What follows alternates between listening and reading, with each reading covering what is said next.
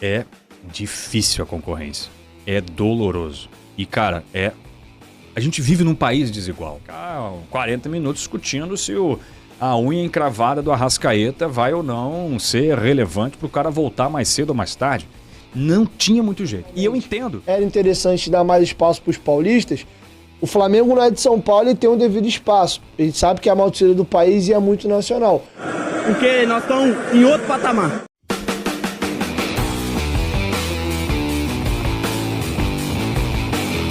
Fala comigo, seus mitos, muito prazer. Caso vocês não me conheçam, me chamo Douglas Albini. Hoje nação, vai esquentar o clássico dos milhões de domingo entre Flamengo e Vasco. Eu trouxe aqui hoje um vascaíno que, olha, desabafou e foi super sincero sobre a força da marca Flamengo, da audiência Flamengo, da mídia Flamengo. Mitos, o vídeo está simplesmente sensacional, tá bom? Antes disso, lembrando que esse vídeo aqui é um oferecimento lá da Mais Ágil. Vocês que estão precisando de uma graninha extra aí, tem FGTS pra sacar, procure a galera da Mais Ágil, nação. Clica aqui, ó, no link do primeiro comentário fixado, que vocês vão cair lá no WhatsApp da Mais Ágil. E é claro, vai ter uma equipe especializada para lhe atender. Em alguns casos, nação, eles conseguem antecipar o seu FGTS em até 10 anos. Por isso que é super importante você clicar nesse link e ver a tua situação e ver aquilo que você tem direito, tá bom, nação? Vamos lá, procura a equipe Mais Ágil. Melhor de tudo, hein? O dinheiro cai em menos de 24 horas na tua conta. Vem comigo, vem com Mais Ágil, nação. Os créditos, vai lá pro canal do Dieguinho Futebolaço Podcast. O link está na própria descrição do vídeo.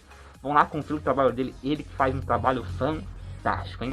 Vamos lá, nação, bora seguir. Por que a ESPN, vou falar de ESPN porque foi o local onde você trabalhou, poderia estender isso pro Grupo Globo também, mas por que clubes como Vasco, Botafogo, Fluminense, vão ficar no Rio aqui, acabam não tendo tanto espaço na emissora? E uma coisa que nunca bateu, Rafa, por mais que tenha discussão de audiência e tal, como é que a quinta maior torcida, vou falar do Vasco especificamente, como é que a quinta maior torcida do país não vai dar audiência pro programa? Não faz muito sentido. E o Vasco teve um escanteamento, né?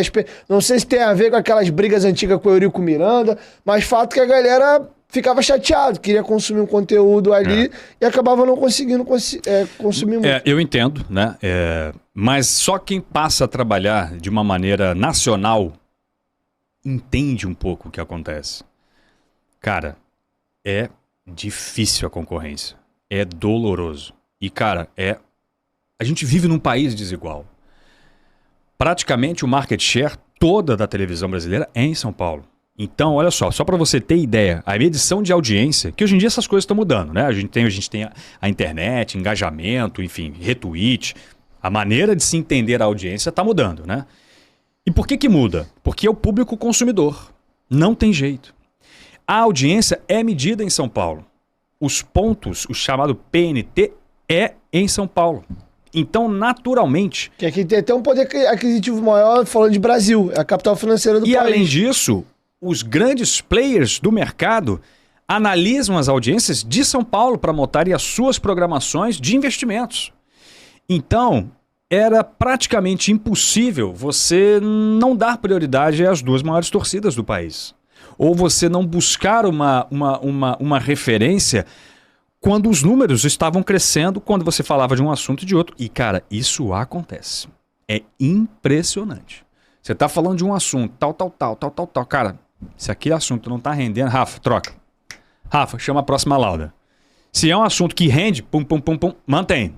Rafa, segura aí. Putz, cara, a audiência subiu pra caramba. Ó, vamos segurar aí, não vai pro break agora não. Não tem jeito, cara. A gente era comandado por isso. Os números acabavam pautando muitos assuntos. É claro que a gente também tem a relevância jornalística do fato, mas é muito difícil você sair dessa amarra que é a audiência / relevância jornalística. É uma dureza de você fazer essa escolha, essa matemática, né? Essa equação. E, cara, eu compreendia, né? Muitas vezes ter que ficar meia hora falando de Corinthians, ou ter que ficar 40 minutos discutindo se a unha encravada do Arrascaeta vai ou não ser relevante para o cara voltar mais cedo ou mais tarde. Não tinha muito jeito. E eu entendo. Mas eu acho que... aí falando do Vasco, por quê? Porque erradamente representavam a identidade e a imagem do clube a um dirigente, a um tom que era um tom ofensivo, arrogante, contra a imprensa. aquela clássica final onde o Vasco joga com o logo do SBT, que não foi uma afronta, de fato, à imprensa, ao que, porque vocês não estão cobrindo o Vasco agora é campeão, vocês não estão dando audiência e tal. E isso nunca ajudou, de fato, a que a gente tivesse mais acesso às informações.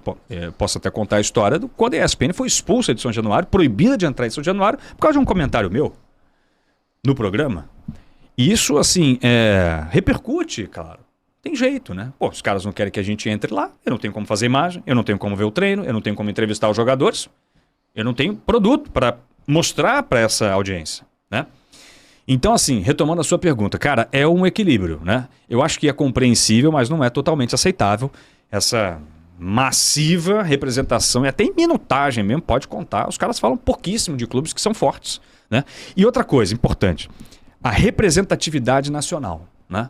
É inegável que Vasco, Flamengo, São Paulo, Corinthians e Palmeiras são os 5 clubes com mais representatividade nacional. Inter e Grêmio são grandes? São fortes? São. Mas você fala ali para o Rio Grande do Sul, cara. O Vasco tem grandes torcedores, muita gente em Florianópolis.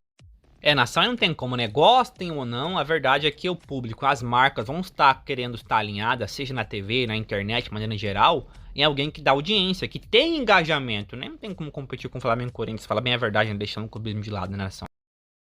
Santa Catarina, no Nordeste, na região Norte, interior de Minas Gerais. É impressionante. Região Centro-Oeste, Brasília tem muito vascaíno. Mas o caso específico do Vasco é aí que eu não entendo. Porque a gente está falando de audiência nacional, por mais que eu entenda essa questão do... Como, infelizmente, financeiramente falando, fica tudo muito concentrado em São Paulo e comercialmente era interessante dar mais espaço para os paulistas. O Flamengo não é de São Paulo e tem um devido espaço. A gente sabe que é a maior torcida do país e é muito nacional. Mas pelo menos o Vasco tinha que estar nesse bolo. Eu até entendo outros clubes, mas eu não consigo entender o Vasco não estar nesse bolo. Mas eu acho que passa muito, como eu te falei, também pelo Vasco ter passado muito tempo como um clube mais fechado. Era difícil trabalhar no Vasco. E eu nunca fui setorista, né? Aquele cara que acompanha diariamente um clube. Eu era como repórter, eu ia em todos os clubes, né? Dependendo da relevância. Se um jogo era mais importante, eu ia para aquele clube. Eu ia fazer a cobertura daquele clube. Era mais difícil trabalhar no Vasco. Eu me lembro do assessor de imprensa, Roberto Garófalo. Casca grossa, cara. Era difícil conseguir alguma coisa no Vasco. O Nelson, que era assessor de imprensa, cara, fala... A Patrícia Gregório, cara, o que posso fazer, cara? Os caras não querem falar. Não é para trazer ninguém. Então, assim, era difícil trabalhar. Era complicado. O Vasco não era um clube mal visto. Longe disso, mas era um clube mais difícil de se Grande trabalhar. Parte disso, claro, que foi do Eurico Miranda, né, Nação? Enfim, quero saber a opinião de vocês. Eu vou ficando por aqui. Não se esqueçam de mim, não. Saudações rubro-negras. Tamo junto, Nação. Heróis!